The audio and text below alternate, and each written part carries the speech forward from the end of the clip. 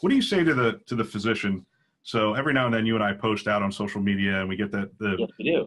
the physicians who come back and say, enough. You've made my life so hard, Yeah. for so long. What do you say to them? I mean, are we close enough that they're going to start to see benefit and value, or is it because some of them are essentially saying, let's throw in the towel, let's go back to paper. I was much more efficient. I could actually look at the patient in the eye. I mean, that's clearly not going to happen. But what do you say to the physician anyway?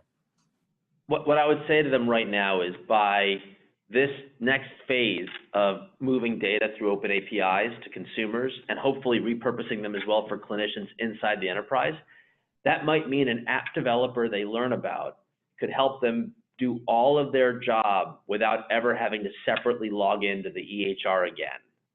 I envision a read-write API model that in the not too distant future, physicians can do their job simply with support from AI and machine learning to help pre-populate, advise, encourage, so less of their time is spent dictating and typing, looking into a screen, and more naturally engaging patients and having the systems work for them. The big mistake, Bill, if I were to characterize this in an economics perspective, this is the first time in, I would argue, most industries where a massive investment in technology weakened productivity.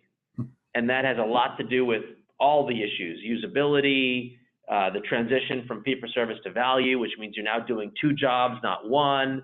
And the challenge right now is, for a physician who's angry about his or her job, it's as much about what is their job, because that itself is fundamentally changing.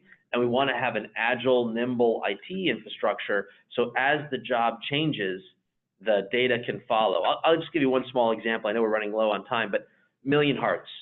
Almost every clinician I know has endorsed the Centers for Disease Control Million Hearts campaign. If we just do 4 things: keep people on aspirin, manage their blood pressure, their cholesterol, and get them to stop smoking, we could reduce 1 million heart attacks. Almost every physician that I know raised their hand and said, sign me up. They need 5 pieces of information.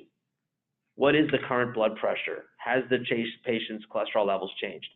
These are very discrete, normalized values that sit in all the disparate siloed EHRs. Imagine a small little app that a physician has that could go with consumer consent, update all that information, and alert them if there's been a change. That simple idea they can't do today because we don't have that API layer, we don't have that app structure.